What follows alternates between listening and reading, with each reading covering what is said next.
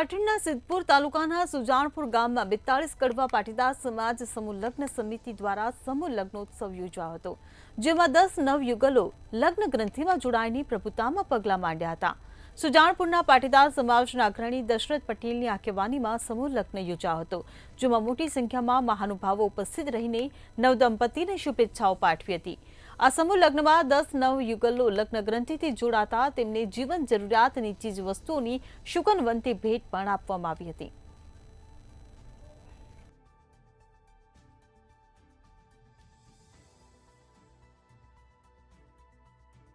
જેની અંદર મારા ફાધર મારા મધરના નામથી આજે અનમો અને મુખ્યદાતા તરીકે અમે આ સેવા કરી છે। આ સાથે આ આખા જ કાર્યક્રમનું જે મુખ્ય સંચાલન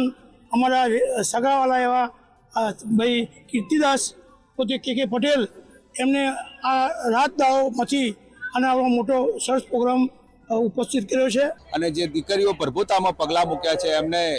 પરમ કૃપાળુ પરમાત્માને સદારામ બાપાને સ્વામિનારાયણ ભગવાનને પ્રાર્થના કરું કે એમનું જીવન નિરોગી રહે, તંદુરસ્ત રહે, હર્યું ફર્યું રહે અને હંમેશા માટે એમના જીવનમાં અલગ પ્રકારનો સૂર ઊભો થાય અને લોકોની વચ્ચે લોકોની સેવા કરે। અને સમૂહ લગ્નમાં જે એમને જે સમૂહ લગ્નમાં જે નોંધણી કરી અને જે લગ્ન કરી અને સમાજમાં જે ઉમદું ઉદાહરણ પૂરું પાડ્યું છે અને બીજા સમાજમાં પણ આ પાટીદાર સમાજના અન્ય લોકોને પણ હાકલ કરું છું કે સમૂહ લગ્નમાં એમના લગ્ન કરી અને ખર્ચ ઉપર કાબુ મૂકે અને દીકરીઓને પ્રોત્સાહિત કરે, એવા દીકરીઓને